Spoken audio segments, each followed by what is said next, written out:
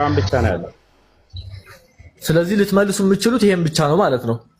ከመሐመድ በፊት እስልምናን የሰበከ አንድም ነብይ ስለሌለ እሺ እሱ ተረዳኝ። መጀመሪያ ጥያቄ ምን መሰለህ?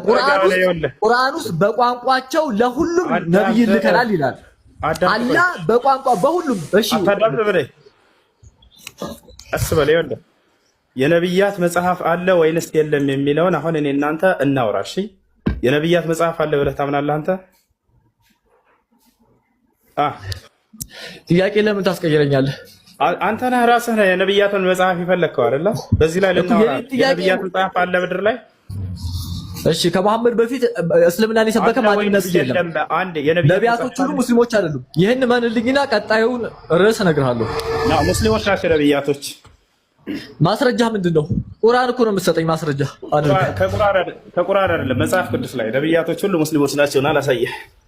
በግልጽ ማምጣት ስለማችል እሺ አቅርብ። በግልጽ ላመጣው ነው ያው ውሸት ስለሚጋለጥ እሺ ውሸት ስለሚጋለጥ ከመጽሐፍ ቅዱስ ማስረጃ አቀርባለሁ ብላል አሳይ። እና ትልቁ ላይ እኔም ማዝህን ትከፍታለህ። አሁን መጽሐፍ ቅዱስ ላይ የነብያቶች ሃይማኖት እስልምና እንደሆነ በራስህ እጅ እንድታሳይ ላድርግ ነው። ክፈት፣ ቪዲዮውን ክፈት፣ ክፈት፣ እንዴት አታድርግ፣ ክፈት። እሺ ነቢያቶች ሙስሊሞች ናቸው የምትል ከሆነ ጥያቄ ልጠይቅ ነው ማለት ነው። ከእስልምና ጋር ላላትምህ ነው አልኩ። እሺ ሙስሊም አንድ ሰው ሙስሊም ለመሆን ምንድነው መስፈርቱ? ይሄን ጥያቄ መመለስ ከቻልክ እዛኛውን መመለስ ትችላለህ። ሙስሊም ለመሆን መስፈርቱ ምንድነው? ነቢያቶች ሙስሊሞች ነው ብለኸኛል። እናንተ ደግሞ ማንንም ሰው ከሌላ ቤተ እምነት ወደ እስልምና እንዲገባ የምታደርጉት ሻሃዳ አዳምጥ። መጀመሪያ ረጋ በል፣ ቀስ በል። ዝም ብሎ ይገባል። በየቀኑ ጮሆ ይወጣል። አንድ አረስት ጨርስ፣ ከዛ ወደ ቀጣይ ትገባለህ። የነብያቶች ሃይማኖት አለ፣ የነብያት መጽሐፍ አለ። አሁን ደግሞ እንዴት ነው አንድ ሰው ሙስሊም የሚሆነው አለ። አንዱን ጨርስና ወደ ቀጣይ ትገባለህ። እሺ እንዴት ነው አንስለታል? መስፈርቱ ምንድነው? የመሐመድን መልእክተኝነት መቀበል ያስፈልጋል ማለት ነው። ስለዚህ ቀድሞ ያሉት ነቢያቶች መሐመድን እንደ መልእክተኛ አድርገው ይቀበሉት ነበር እያልከኝ እኮ ነው። ሻሃዳ ይጠሩ ነበር። ማነው እንደሱ ያለ ሙስሊም ለመሆን? ስለዚህ ከአላህ ውጭ ሌላ የሚመለክ የለም። መሐመድም ደግሞ የእሱ መልእክተኛ ነው ተብሎ አይደል ሻሃዳ የሚያዘው? ስለዚህ ነቢያቶችም እንደዚህ እያሉ ሻሃዳ ይዙ ነበር ማለት ነው። ገና ያልመጣን ነብይ በምናባቸው እየጠሩ መልእክተኛ ነው ይሉ ነበር ማለት ነው። እንደናንተ አስተሳሰብ ማዳመጥ አትችልም። መረጃ ማምጣት ከቻልክ ነው ማዳመጥ። መረጃ ማምጣት ከቻልክ ብቻ። ጥያቄ ምንድነው? አንድ ጥያቄ ጠይቀና ለሱ ከመለስኩልህ በኋላ ቀጣይ ጥያቄ ደግሞ ትጠይቃለህ። አራት ጥያቄ ጠይቀህ አንድንም እንኳን መልሱን አልጠየቅም። አሁን ያሁን ጥያቄህን ድገምና ከዚህ አልመልስልህ። እሺ የኔ ጥያቄ ምንድነው? በደንብ ጆሮን ከፍተህ ታደምጠኛለህ። ከመሐመድ በፊት እስልምናን የሰበከ ነብይ ካለ ከመጽሐፋቸው ማስረጃ ትሰጠኛለህ። ስለ እስልምና ምን ብለው እንዳስተማሩ ከመጽሐፍቶቻቸው የተላኩት ደግሞ የነቢያቶቻቸው ስማቸውን የተሰጣቸውን የመጽሐፍ በፈጣሪ ስም አንድ ጥያቄ ጠየቅህ አይደለ? መልሱን አዳምጠህ አሁን ከነቢዩ ሙሐመድ ሰለላሁ ዐለይሂ ወሰለም በፊት ሙስሊሞች እንደነበሩ ነቢያቶች ከመጽሐፋቸው አሳየኝ አለ። ስለዚህ ላሳያቸው ነው። ሙሴና አሮን እንዲሁም ደግሞ እነ ኢዮብ እነዚህ ሁሉ መጽሐፋቸው ላይ ላሳየህ ነው ሙስሊሞች እንደነበሩ። በደንብ ተከታተል እሺ። እና ተከታተል። በገዛ መጽሐፋቸው ላይ ልትዋረድ ስለሆነ አሳይ። ራስን ልታዋርድ ስለሆነ አሳይ። መጽሐፍ አንተ ራስህን ታዋርደህ እኔ ጥቅሱን ልስጥህ። በቃ መልስ ሳይኖራችሁ አውጣ። ትልቁ ላይ ነህ። ምንም አትሚየት አታድርጉት። አንተ ራስህን ከመጽሐፍ እንድታወጣ ላድርግህ ነው። ላዋርድህ ነው በራስህ መጽሐፍ። ልትዋረድ ምናምን ስርዓት የለህም። ክፈትና ትልቁ ላይ ነህ። ቪዲዮ በራስህ እጅ ነው እንዳውም ብታሳየው።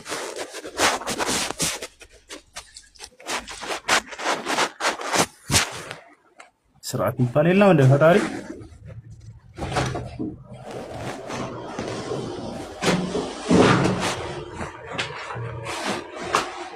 ስርዓት ይዘህ ታወራለህ። አንድ ቤት ተናሳ ለመጨረሻ ጊዜ እኮ አደንቅሃለሁ አልኩ። በቃ አታድንቀኝ። ብቸኛው ፈትዋ ሰጪ እንደሆንክ አንተን አደንቅሃለሁ። ከኔ መጽሐፍት እስልምናን የሰበከ ነቢያቶች እንዳሉ ልታሳየኝ ነው ከመጽሐፍ ቅዱስ ገልጠህ። እሺ አሳይ፣ ክፈት። ውርደትን ትከናነባበታለህ። ምን ችግር አለ? እሺ ተረጋጋሽ፣ ቀስ ውርደትን ትከናነባለህ አልኩ። አሳይ እሺ። ከመጽሐፍ ቅዱስ ውስጥ እስልምናን የሰበከ ነቢያቶች አሉ ብለህ ከመጽሐፍ ቅዱስ ልታሳይ። ይሄኛ አይደለም እንዴ? ተረጋጋ፣ ቀስ በለ። እኔኛማ ያለው እንኳን አንተ ነህ መሐመድን እየተከተልክ። ምንም ማድረግ አይቻልም። ሁለተኛ እዚህ ቤት እንዳታስገቡት እሺ ልጆች። ለጠየቀው ጥያቄ ክርስቲያኖች ስለሚኖሩ ከመጽሐፋችን አሳየን ብለዋል። አሁን ነቢያቶች ሙስሊሞች ነበሩ፣ በመጽሐፋቸው ላሳያችሁ ነው። ሁለተኛ እዚህ ቤት እንዳታስገቡት ለመጨረሻ ጊዜ። በተደጋጋሚ ስለታገስኩት ነው። ገብቶ ጠይቆ አያዳምጥም። ለፍልፎ ልክ እንደዚህ ሙሐመድ እንዲህ ብሎ ይወጣል መጨረሻ ላይ። ስለዚህ ተከታተሉ። ይሄ የገዛ መጽሐፋችሁ ነው። ምን ይባላል? ያው መጽሐፈ ኢዮብ ላይ እንገባለን። ነቢያቶች ሙስሊሞች እንደሆኑ ነው የፈለገውን እንመልከት። እዚህ ጋር መጽሐፈ ኢዮብ ምዕራፍ 22 ላይ እንገባለን። ምዕራፍ 22 ቁጥር 21 ላይ እንግባ። እሺ መጽሐፈ ኢዮብ ምዕራፍ 22 ቁጥር 21 ላይ ምን ይላል ልጆች? ለእግዚአብሔር ተገዙ ከእርሱም ጋር ሰላም ይኑራችሁ እያለ ይናገራል። ታዲያ ለእግዚአብሔር መገዛት ወይንም ለአንዱ አምላክ መገዛት ማለት ምን ማለት ነው የሚለውን እዚሁ ጋር እንመልከተው። እንግዲህ እንደሚታወቀው ብሉይ ኪዳን የተጻፈው በዕብራይስጥ ቋንቋ ነው። ሂብሩ የሚለው ላይ እንገባለን። እዚህ ጋር ሂብሩ የሚለው ላይ እንገባለን። ከዚያ ወደ አማርኛ እንቀይረዋለን። ያው መጽሐፈ ኢዮብ ምዕራፍ 22 ቁጥር 21 እዚህ ላይ ገብተናል። የእያንዳንዱን ቃል ማብራሪያ እዚህ ጋር ታገኛላችሁ። ለአንዱ አምላክ ወይንም ለእግዚአብሔር መገዛት ማለት ምን ማለት ነው የሚለውን እንመለከተዋለን ማለት ነው። እንግዲህ ነቢያቶች ሁሉ ለአንዱ አምላክ ለእግዚአብሔር ይገዙ ነበር ብለው ያምናሉ። ገብታችኋል? ለዚያ ለአንዱ አምላክ መገዛት ታዲያ ምንድን ነው ብለን ስንመጣ እዚህ እስልምና ማለት ነው። ያው ቃል በቃል ከገዛ መጽሐፋችሁ ላይ ያው ምን ይላል እንመልከት። ይታያቸዋል ልጆች። ምንድነው የሚለው? ለእግዚአብሔር መገዛት ማለት ያው እስልምና ለእግዚአብሔር በትክክል መገዛት ይላል። የት ላይ ነው ያለው? ይሄ የገዛ መጽሐፋችሁ ማብራሪያ ላይ ያው ባይብል። ስለዚህ ነቢያቶች ለአንድ አምላክ ተገዙ ሲባሉ ጊዜ ሙስሊም ሆኑ እየተባሉ ነበር። ሌላ ልመርቅላችሁ፣ ያው ሙስሊም የሚለው ቃል እዚያው ላይ አያችሁ። ይህን ይመስላል ቅዱሳን። ስለዚህ ከቁርአን ውጭ ነው ማስረጃ የምንፈልገው፣ ችግር የለውም። በገዛ መጽሐፋቸው ላይ እስልምና እናነግስላቸዋለን። ያው ነቢያቶች ሙስሊሞች ነበሩ። ይህን ይመስላል ባጭሩ። እሺ ጥያቄ አለ? ቀጥል። ከላይ አበበ ሰላም ነው? እንዴት ነህ? ሰላም። ደህና ነህ? ክርስቲያን ነህ? ስንት አምላክ ነው ያለው በክርስትና? ስንት አምላክ ነው ያለው በክርስትና? አንድ አምላክ። አንድ ሺህ ብር ካሽ ካለ ያ አንድ አምላክ መስቀል ላይ ሞቷል። በስጋ የተገለጠው ስለ አምላክ ነው፣ ስለ ስጋ ሳይሆን ስለ አምላክ ነው እየጠየቀ ያለው። አምላክ በመስቀል ላይ ሞቷል። በስጋ አምላክ ሞቷል አልሞተም? አምላክ በስጋ ሞቷል እኮ። የአንድ አምላክ ሞቷል በስጋ ችግር የለውም። አይ አሁን አንተስ አሁን ለምሳሌ ክርስቶስ አምላክም ነው ሰውም ነው። ማን እንደሰ ለዛ ነው ኢየሱስ አምላክም ነው ሰውም ነው ይብላ ኢየሱስ አምላክም ሰውም ነው። የቱ ጋር ነው አምላክ ነኝ ያለው? አማኑኤል ማለት እግዚአብሔር ከኛ ጋር ሆነ ማለት ነው። ኤልያስ ማለት ነው ማለት ነው። ኤልያስ ማለት ነው ማለት ነው። አላውቅም ትርጉም። እግዚአብሔር አምላክ ነው ማለት ነው። ስለዚህ ኤልያስ አምላክ ነው። አሁን ባጭሩ አሁን ያለፉት ነቢያቶች ሙስሊምናን ሰብከዋል አልከኝ። ቆይ መስበኩን ምን ማስረጃ አለ? አሁን ለምሳሌ ኢዮብ አሁን ቆይ አንዴ እሱን እስካሁን ስናሳይ ነበር። ቆይ አንዴ አታርክምና አይተሃል። አይ ግልጽ አይደለም። ለምን ታጨበርባለህ ብለህና የቱ ጋር ነው አምላክ ነኝ ያለው ኢየሱስ ክርስቶስ? እሱማ የጌቶች ጌታ ነው። አላወቅም። እሱ መረጃ ከፈለክ ከመጽሐፍ ቅዱስ እሰጠዋለሁ። የቱ ጋር ነው ኢየሱስ ክርስቶስ እኔ አምላክ ነኝ ያለው? ለምሳሌ እሺ አውጣ፣ በመጽሐፍ ቅዱስ ታወጣልኛለህ? መዝሙር 7 ላይ መዝሙር 47 ታወጣለህ። ኢየሱስ ክርስቶስ እኔ አምላክ ነኝ ያለበት እንደ የተባልኩ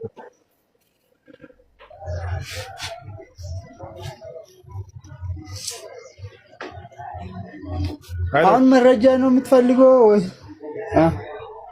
ኢየሱስ ክርስቶስ እኔ አምላክ ነኝ ያለበት ምንድን ነው? ሲያስተምር እኔ አምላክ ነኝ ብሎ ያስተማረበት ብሎ አላ የቱ ጋር? ዮሐንስ 14 ክፈትና አንብብ። ዮሐንስ 14 ላይ እኔ አምላክ ነኝ ብሏል ኢየሱስ። አዎ ቁጥር ስንት ላይ? ከአንድ በቃ ልባችሁ አይታወቅ። ለእንደናንተ አይነት ላለው ልባችሁ አይታወቅ። በእኔ የሚመኑ በአብም የሚመኑ አለ። ከዚህ በላይ ምን ይበል? አምላክ ነኝ ያለ የቱ ጋር ነው ታዲያ? ልብህ ታውቋል ማለት ነው። ለአንተ ነው እሱ የተናገረው። የሚታመነው ሰው ነው እንዴ? በነቢያት እመኑ ይላል እግዚአብሔር መጽሐፍ ቅዱስ።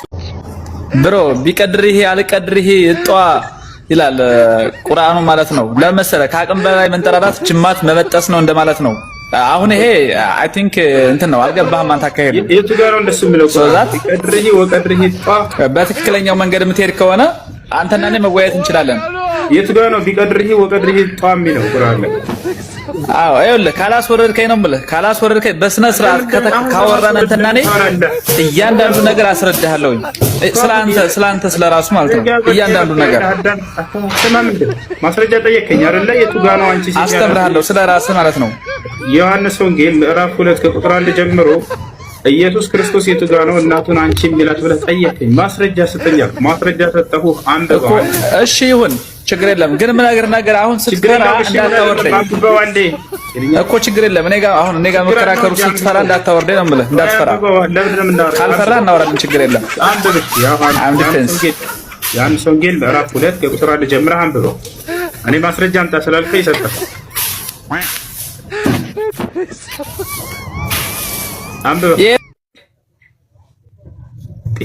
ጥያቄ እኮ አንተ መልስ አልሰጠኝም። 24 ሰዓት አለፈ። ሰጠሁህ። የቱ ጋር ነው አንቺ ሴት እያለ የሚጠራው? ማስረጃ አለው ወይ አልከኝ፣ መልስ ሰጠሁህ። ዮሐንስ ወንጌል ምዕራፍ 2 ከቁጥር 1 ጀምረህ አንብበው።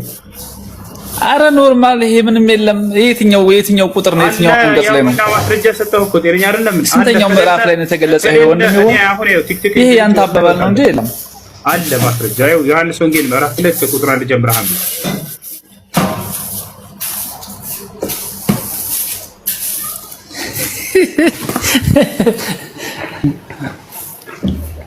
አበብ እንጂ አሁን ስትፈራ ማለት ነው እንዳታወርደኝ። አዎ ኃይል እንገርህ አንተና እኔ አሁን ነው ብለህ ልክ እንደባለፈው በስነ ስርዓት ካወራን እናወራለን። ምኑ ቢቀድርህ ወቀድርህ ጧ ይላል ቁርአን። እሺ ለማንኛውም መልሳችሁ አስገብታል። አንድ አስገቡ። ምን ይሻላል ፈጣሪ እና ወንድሜ እኔ አሁን በስማቸው ልጥራ የእነሱን ፍላጎት ላሟላ ወይስ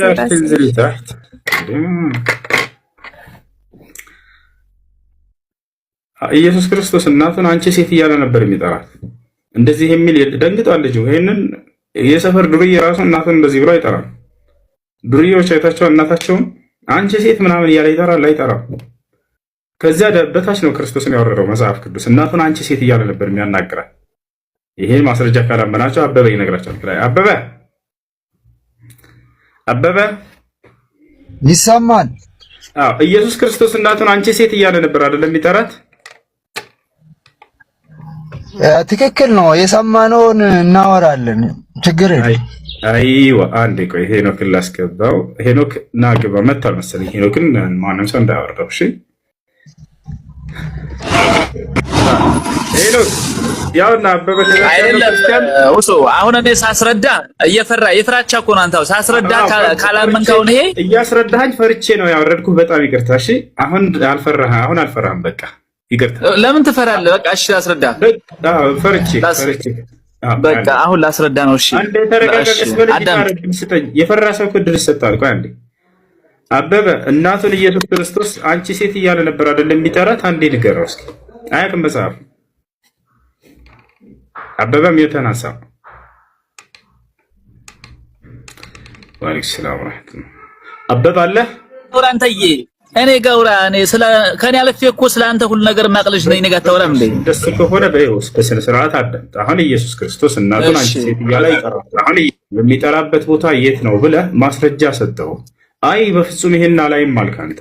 ስለዚህ አሁን እኛ ከፍተን እናሳየው። እሺ በስነ ስርዓት አንዴ ሙሳብ መክፈት ትችላለህ? መጽሐፍ ቅዱስ እሱ መክፈት አልፈለገም ብሎ መርሐባ እንከፍትለታለኝ። በቃ አሁን አላ ተገዛ መጽሐፍ ከዛ በኋላ ስለኔም ታስተምረኛለህ። ቢቀድሪ ወቀድሪ ጧ ይሄንም ታሳየኛለህ፣ ታስተምረኛለህ። እሺ አሁን መክፈቱ ሲሆን መጽሐፍ መክፈት አይጠበቅም። ራስ ያስረዳለሁ። በቃ አትክፈቱ ሊለው ነው እና ተመልከት። ያው ኢየሱስ ክርስቶስ አንቺ ሴት እያለ እናቱ እንደሚጠራ ይሄ የትኛው ምዕራፍ ነው? ይሄ ያማን ይሄ የትኛው መጽሐፍ ቅዱስ ነው? ዮሐንስ ወንጌል ምዕራፍ 2 ያው አይ ቲንክ በስርዓት አይታይማ። ቅዱስ አስረዳኔ ለምን ታለቅሳላችሁ? እና ኢየሱስ ክርስቶስ ነው የሚያለቅሰው። እሱንም እንደሚያለቅስ ማስረጃ ያሳያለሁ። አምላክ ገና አይደለም። ሄይ አዳም ልንገርህ፣ ወላሂ ሄይ ልንገርህ። አይው ስማ፣ አይው በመጀመሪያ እስኪ አዳምጠኝ ነው። ይኸውልህ አሁን ጤነኛ አይደለም እንዴ? ረጋ በል አታልቅስ አለ። እሺ ችግር የለም ስላሳየህ ነው። አንዴ ቀስ በል ያለ መጽሐፍ ላይ ሙሳ አንዴ ተበለ ተረጋው። አዎ አሁን ይታያል አይደል? አሁን ይታያል። አሁን ይታይ ነበር። ኢየሱስ እናቱን አንቺ ሴት ብሎ አይጠራም ስላለ ይሄ ታይም ወንድሜ፣ ይኸውልህ ምንም አይታይም እኮ እንትን ላይ የጻፍከው ዮሐንስ ወንጌል እንትን የምትለው ይሄ የስልክ እንትን እኮ ነው። በቃ ይስተካከላል። አንዴ ስልኩን ሙሳብ አስተካክለታል። አይዮ አሁን እንደቀደሙ ትንሽ ራቅ አድርገው ሙሳብ እንደቀደሙ። ኦኬ አሁን ይታያል። ኢየሱስም ምን አለ? ሄኖክ አንዴ አንብበው እናቱን ማርያምን ምን እንደሚላት። ኢየሱስም ደግሞ ደቀ መዛሙርቱ ወደ ሰርጉ ታደሙ። የወይን ጠጅ ባለቀ ጊዜ የኢየሱስ እናት የወይን ጠጅ እኮ የላቸውም አለችው። ኢየሱስም ምን አላት እናቱን? ሄኖክ አንብበው። ሄኖክ ይኸውልህ ወንድሜ፣ ይሄ መጽሐፍ ቅዱስ ታሪክ አይደለም። ምን ሆነህ ነው አንተ? ያውና መጽሐፍ አንብበው።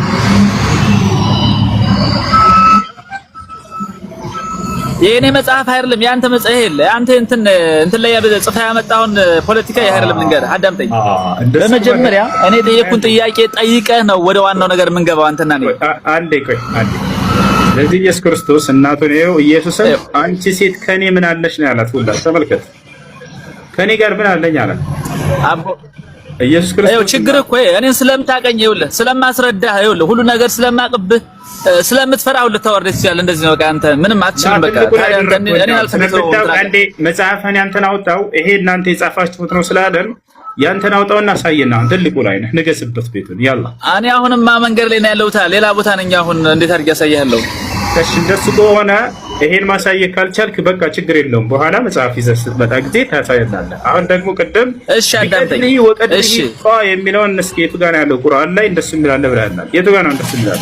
አለ ሱራ 6 እሺ ሱራ 6 ምዕራፍ 19 ላይ አለ። እሺ ሱራ 6 ምዕራፍ 19 ላይ ቢቀድርህ ወቀድርህ ጧ የሚለው እዛ ነው ያለው። ቢቀድርህ አልቀድርህ ጧ። አይሽ ሙሳ ባንድ ይሄንን እስኪ ምዕራፍና ቁጥር ያሳየንና ቢቀድርህ ወቀድርህ ጧ ክፈትለት አንዴ። ሱራ ናም ላይ ነው ያለው። ሱራ ስንት ነው?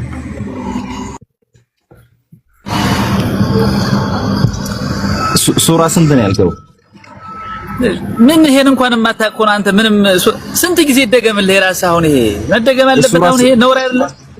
እሺ ሱራ ስንት ነው ያልከው? እያየ ልክፈትልህ። ይሄን እንኳን አንተ ግዴታ መክፈት አይጠበቅብህም። በቃለ ማብራራት ትችላለህ አንተ። አልፈስ ለኔ እየመጣህ አይደል እንዴ? ማስረጃ ሰጣን እኮ የቱ ጋር እናውጣ? ቢቀድርህ ወቀድርህ ጧ የሚለው ቁርአን ላይ የቱ ጋር ነው ያለው?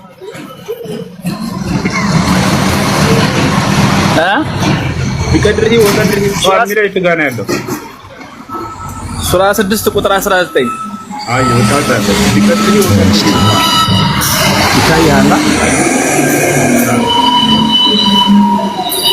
ይሄው ሱራ 6 ይሄው ሱራ 6 አይ ምንድነው እናንተ እስፈየው ነው ወለስ እንደዛ ውጪ እንጂ አይተዛ ልጅ እንትን ይሄው ሱራ 6 ቁጥር 19 ተከፍቶልሃል። እሺ ሄኖክ ቢቀድሪ ወቀድሪ ጧን አሳየና አንድ ጊዜ አቤት መጣ ሄኖክ ያ አጥቶልሃል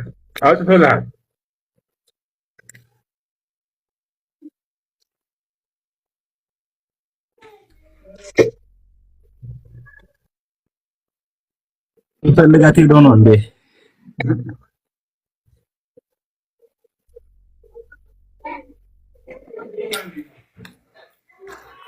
ምንሽ ያየው አይደል የተከፈተልህ? ተረስተኛል ሄልንኩ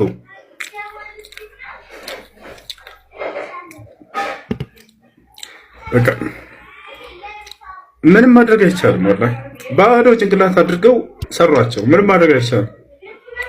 በጣም አዝናለሁ ወላሂ ለክርስቲያን ልጆች። ይሄ ልጅ አሁን እኔ እሱን አልወቅሰውም። ይሄ ምንም ጥፋት የለበትም ልጁ። እንደ ማስረጃ ብለው የሚሰጧቸው ግን ምን ማስረጃ ያልሆነ ነገር ባዶ ውሸት ነው ስለ እስልምና የሚሞላቸው። ግን ለእስልምና ጥላቻ ነው። ለእስልምና ጥላቻ ያለው ግን እንዲህ አይነት ነገር እየሰጧቸው ነው። ቢቀድሪ ወገድሪ ጧም ቢላል ቁርአን ላይ የቱ ጋር የለም በፍጹም እንደዚህ ይልቃል። አላህ ተዓላ ያፈዝራል። አበበ ሰላም ነው እንዴት ነህ?